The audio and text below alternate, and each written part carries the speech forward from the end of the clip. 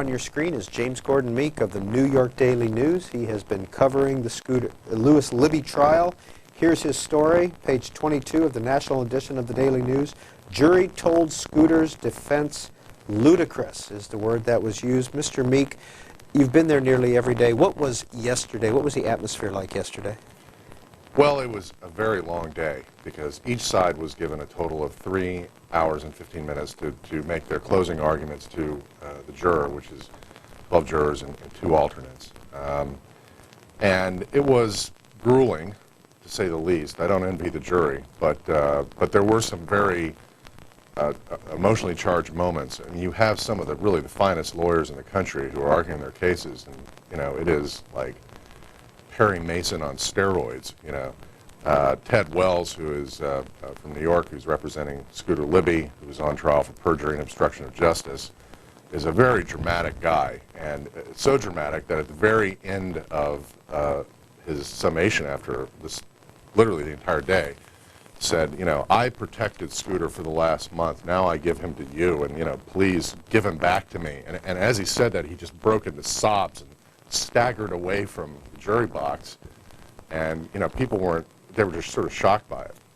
Patrick Fitzgerald, the special counsel who's prosecuting the case, also got, for the first time in the trial, he brought up Valerie Plame, the CIA spy who was outed. It's at the root of this entire case, and talked about her as a human being whose life was turned upside down. Her career was toast because she was exposed. She had a classified job at the CIA, and his voice was just shaking with you know, what appeared to be righteous indignation, you know, that they had used her against her husband. What is going to happen today in the trial? The judge is going to give the jury instructions, basically laying out the framework of the 5-count indictment and what they have to consider, the facts of the law. And the government has the burden of proof beyond a reasonable doubt to show that Scooter Libby, the Vice President Cheney's former chief of staff, had committed perjury, lied to the FBI, and thereby obstructed justice in the CIA leak probe, which began with Valerie Plame's outing. The language of the jury instructions is very carefully crafted by both sides. It's you know, it's almost as important as the arguments in the case and the witnesses. So the judge will give them the instruction, and then he will hand the case to them, and the 12 jurors will go into the jury room, and only they will know what will happen next. This is your story in the national edition. Rather small for 6 hours and 30 minutes of closing arguments. Have the news reports that you've seen, have they been accurate in the coverage and fair in the coverage of the trial? I think so. You know, this is a case where I haven't had a lot of time to go, you know, look over my colleagues' shoulders. There was a lot of, you know, it's a confusing legal case. A lot of us who are in this covering this trial covered the Zacharias Moussaoui 9/11 trial last year.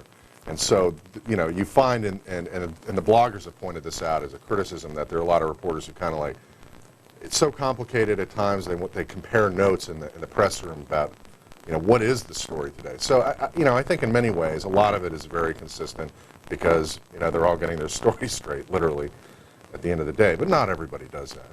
And, but these are confusing legal issues. It seems like a simple case. Did the guy lie or not?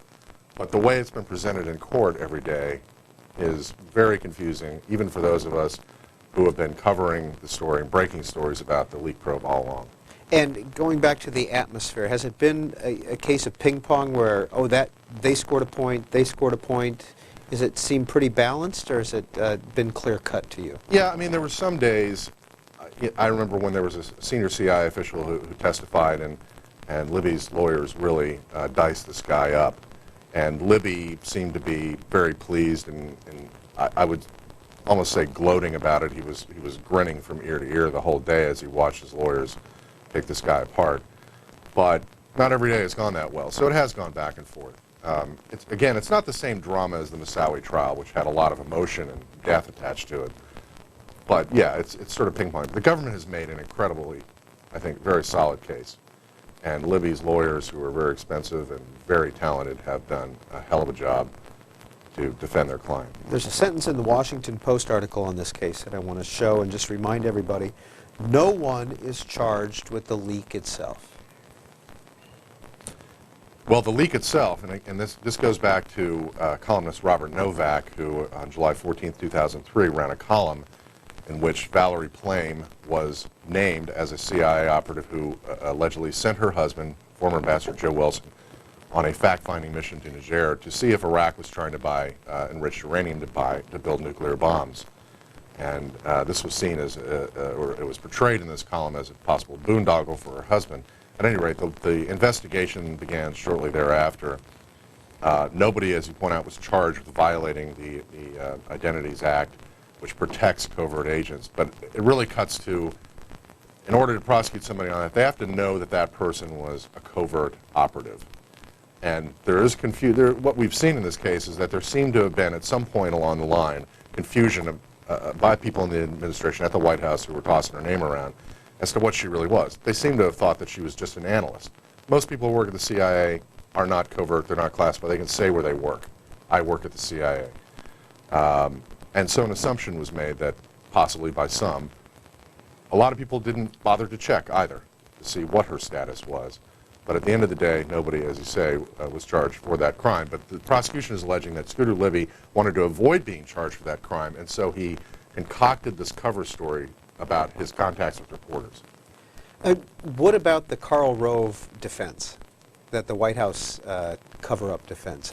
Did that go anywhere? Didn't really see that. That was offered in the opening arguments by Libby's attorneys, but there was no evidence really put on about that. It was interesting because the White House press spokesman at the time, Scott McClellan, had publicly cleared Karl Rove. Libby was furious, so he went to McClellan, he went to the then Chief of Staff Andy Card. They rebuffed him, according to Libby's lawyers. Then he went to the Vice President and said, I need to be cleared publicly. You know, I'm an innocent guy. They did it for Karl, they need to do it for me. And at that point, McClellan, for whatever reason, I guess under pressure from Cheney, did in fact clear him publicly, which outraged the special counsel who was at the time investigating whether a crime was committed. It was outraged that the White House was clearing people publicly. But no, we never really saw, I mean, there was a note that Cheney wrote, you know, that said, I'm not going to sacrifice one staffer for sticking his neck in the meat grinder to protect another staffer, meaning Karl Rove. So. James Gordon Meek is our guest. He's with the New York Daily News. We're talking about the Libby trial, Sarasota, Florida. You're first up, Republican. Go ahead. Good morning. Good morning.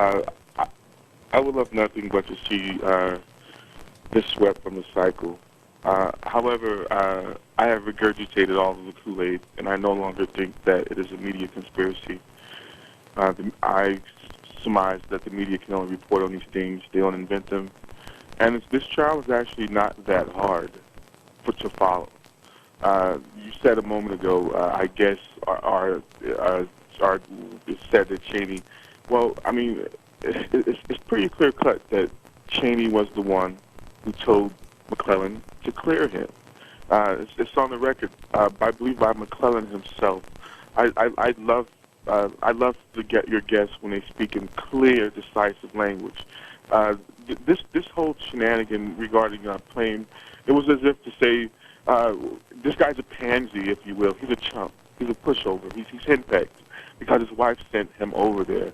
I don't necessarily think that would have been enough to refute his claims, but the infinite wisdom of Cheney, who, damn it, this guy's driving us in the ground, and I want the rest of my party to understand this. Mr. Meek. Well, let me respond to one thing that the caller said, Peter. When I said the trial is hard to follow, it is a relatively simple issue. Again, did the guy lie or not? But I guess you could say that Libby's lawyers, and to some extent the government, have made it a complicated narrative, interweaving narratives.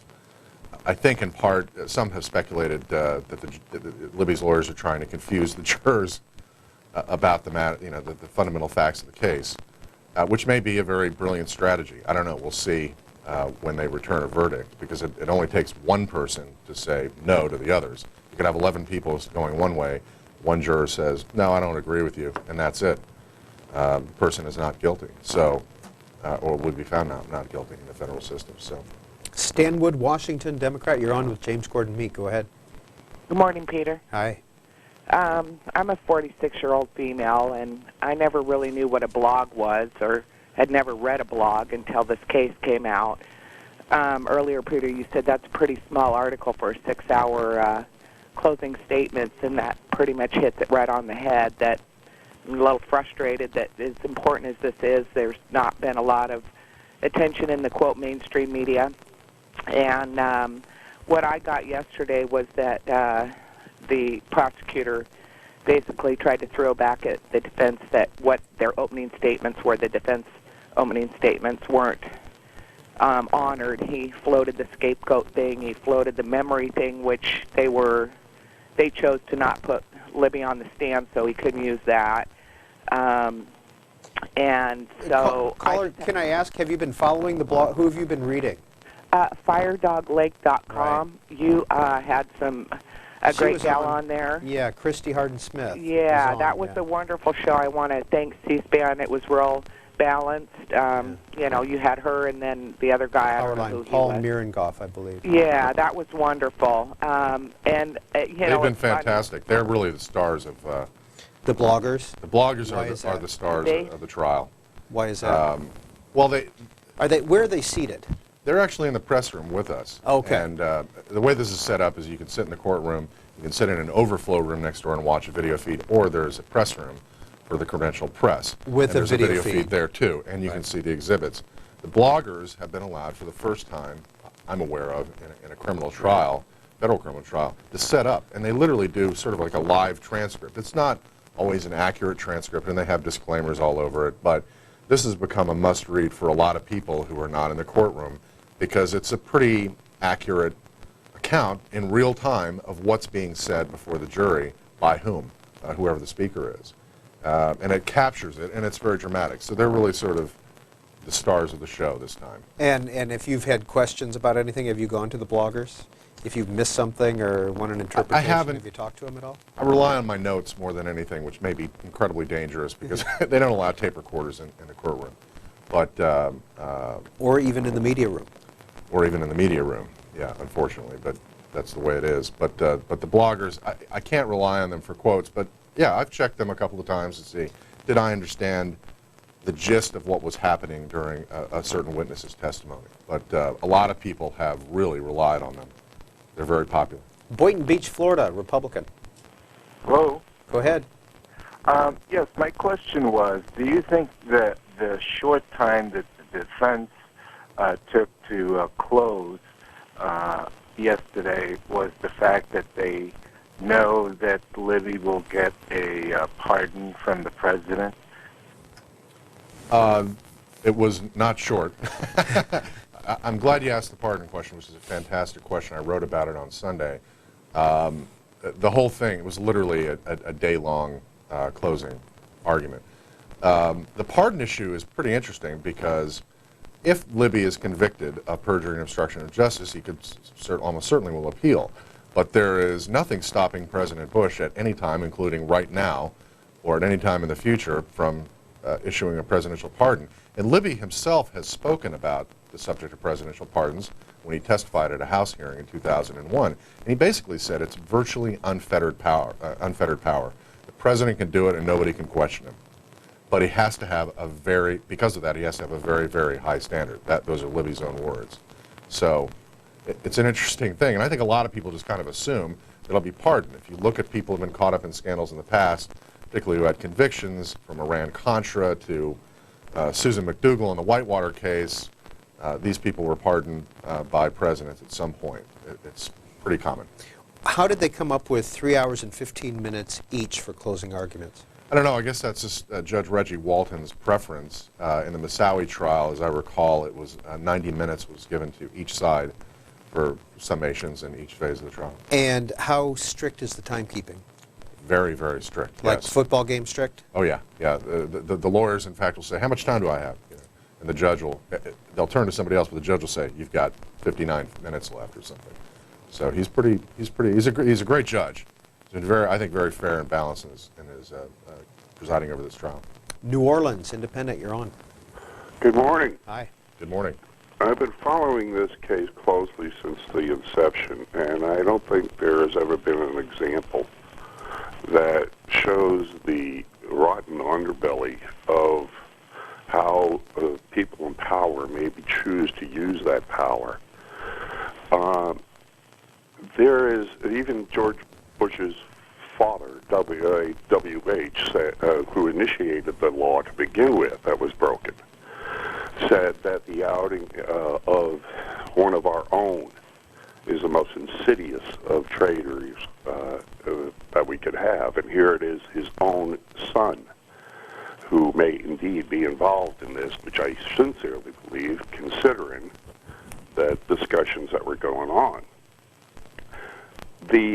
On every aspect of this, the hypocrisy and the vileness of this, George W. Bush, now that we're talking about a pardon, it would seem to me that there would be an outrage of the proportion of the Cox massacre during the Nixon era when he fired Archibald Cox.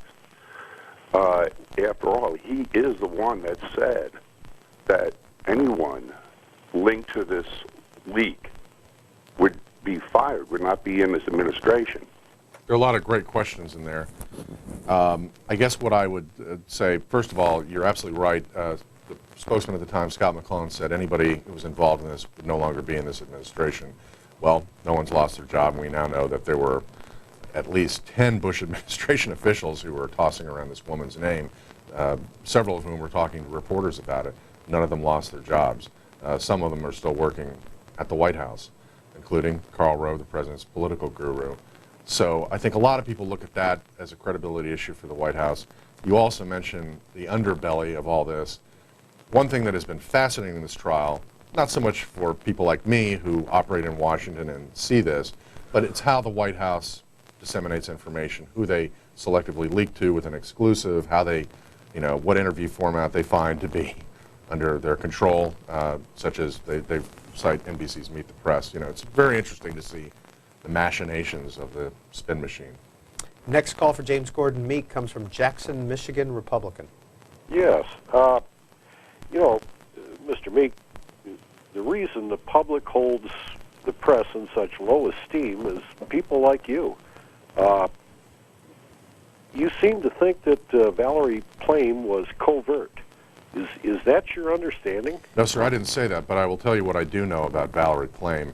She has often been referred to as an analyst by people in the media. She's been referred to as an analyst at the CIA by people within the administration. But what we do know about her is that her job was classified as secret by the United States. What we do know about her, this has been stipulated in the trial, that is to say that Libby's defense team does not argue with it, that she was, throughout 2003, when she was outed within the Directorate of Operations, which is the clandestine service. What I know from my reporting is that she was an operations officer at the CIA who recruited spies and ran spy operations.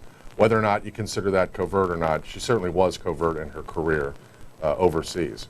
Did Mr. Wilson or Ms. Plame ever show up in the courtroom? No, they didn't, and I didn't expect that they would. Although that would have been great theater. Did they have a lawyer present? Not that I'm aware of. I think they have their own civil lawsuit going against some of these people, right. So there'll be another trial, possibly at some point. But I think they decided to sort of stay away from it. How big is the courtroom? How close did the defense and the prosecution sit to each other? Any jury, Lewis Libby interaction? It's a big courtroom, and it's been packed on many days, particularly yesterday. The two teams sit, their tables are right next to each other. What, 5 feet apart? Maybe 3 feet apart. 3 feet. Okay. Yeah, very close. Libby sits on the far side of the courtroom from the jury. I haven't really noticed a lot of interaction between Scooter Libby and the jury. He's very stoic.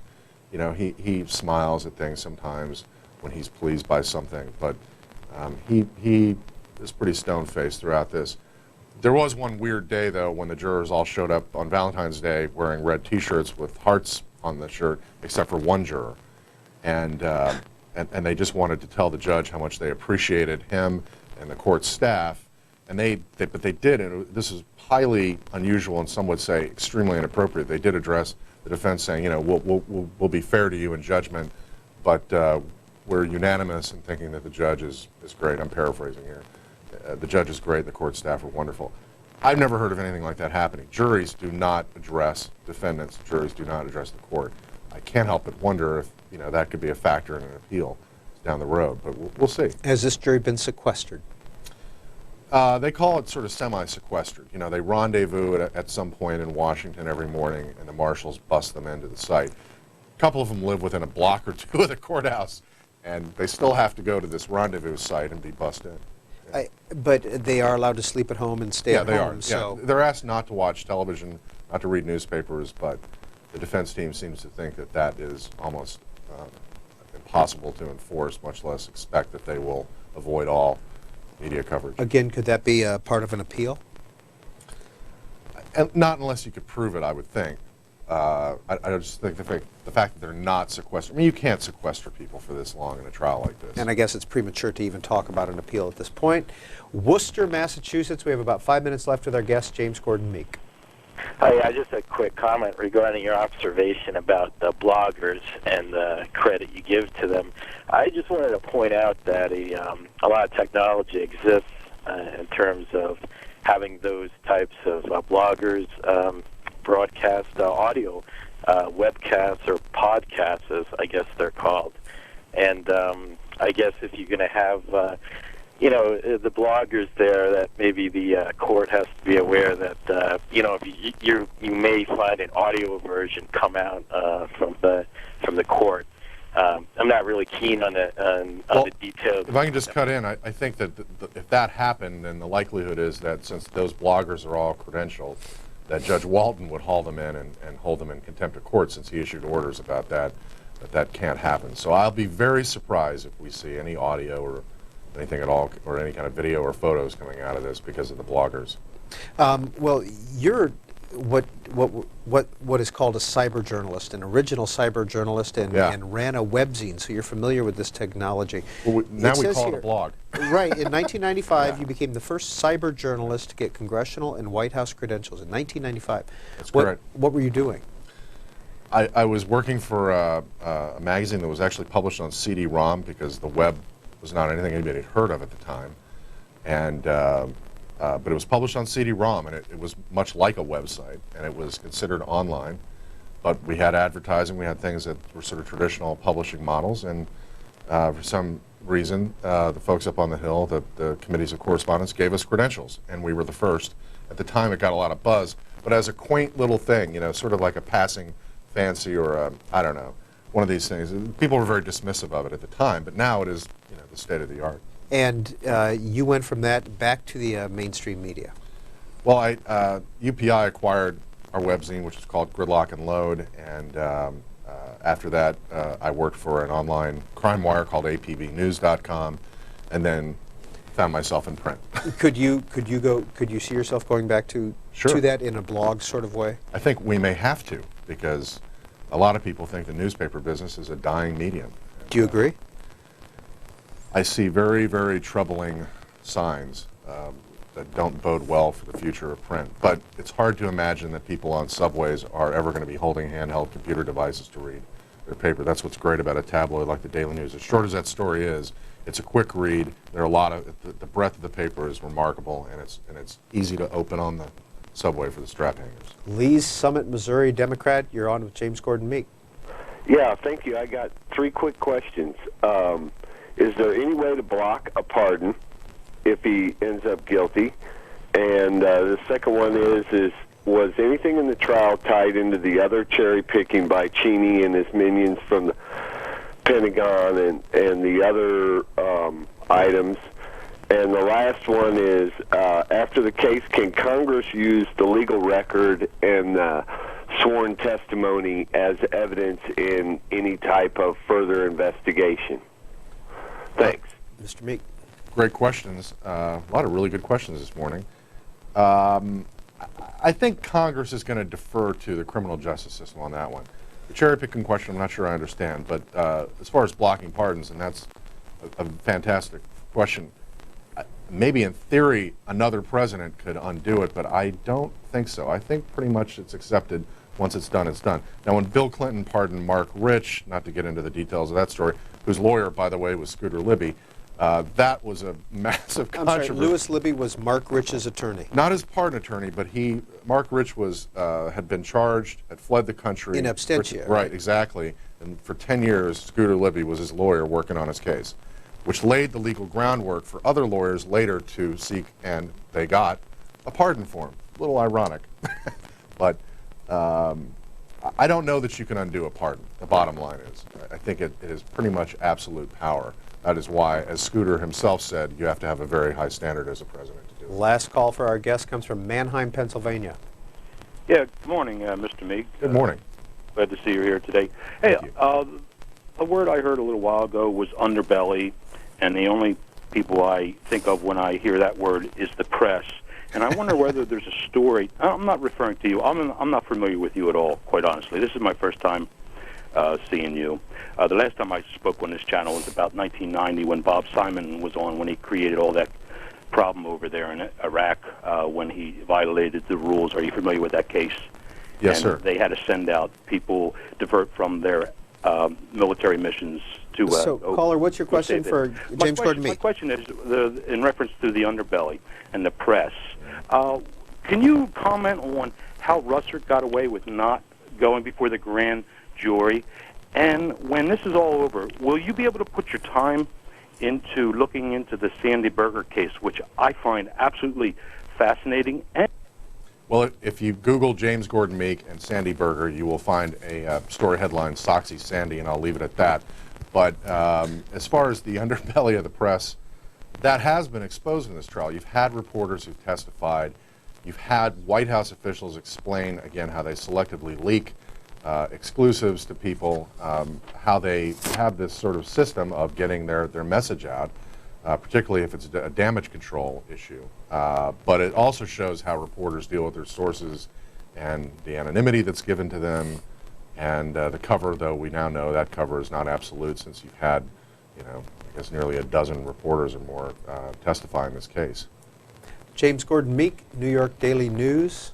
Thank you for your time to talk about the Libby trial today. Thanks for having me. Are you on your way to the courtroom now?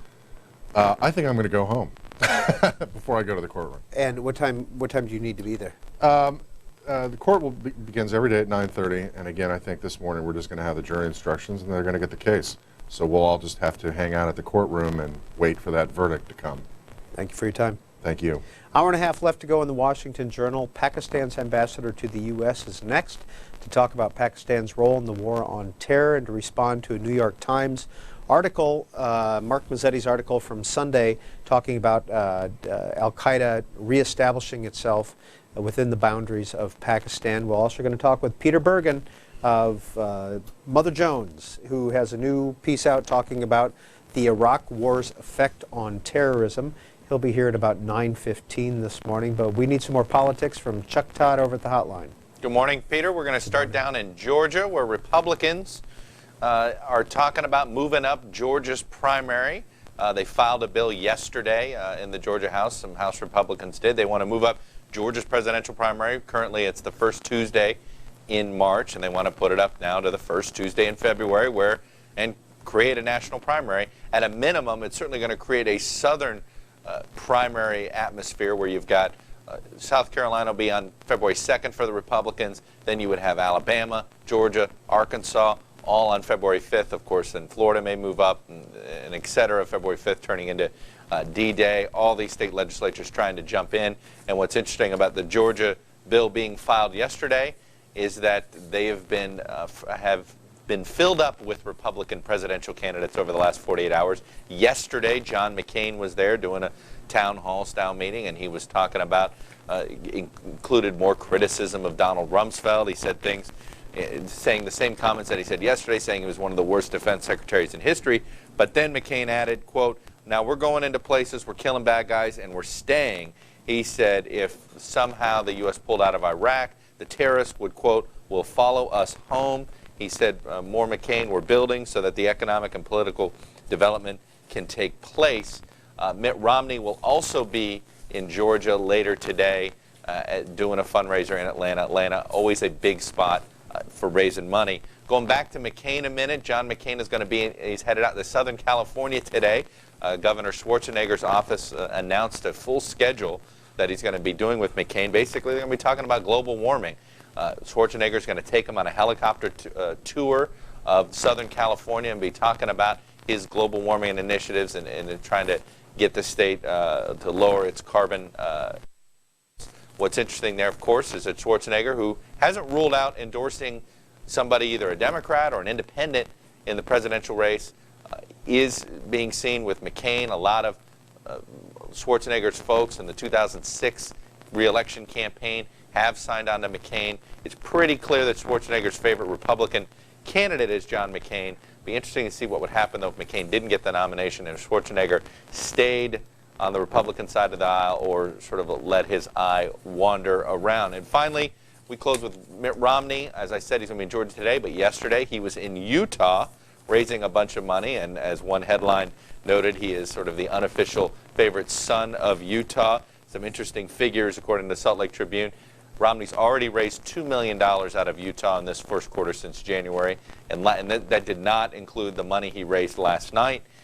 Of the 76 Republicans in the Utah legislature, all but 10 have endorsed Romney's presidential campaign. That means 66 of the 76 Republicans have endorsed Romney. Romney himself at the fundraiser said that Utah is one of his top 10 most important states to him as far as fundraising is concerned.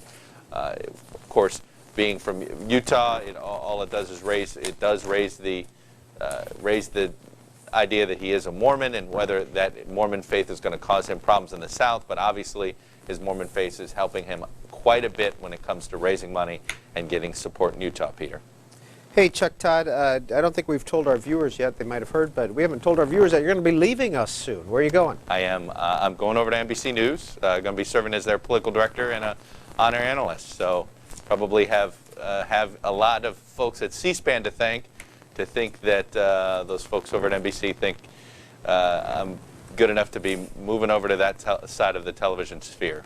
And when do you leave? It'll be sometime in the middle of next month. So be here throughout the transition, and we'll go from there. Well, we'll see Chuck Todd a couple more times before the middle of March. Thanks. You got it. Thanks, Peter. Well, we're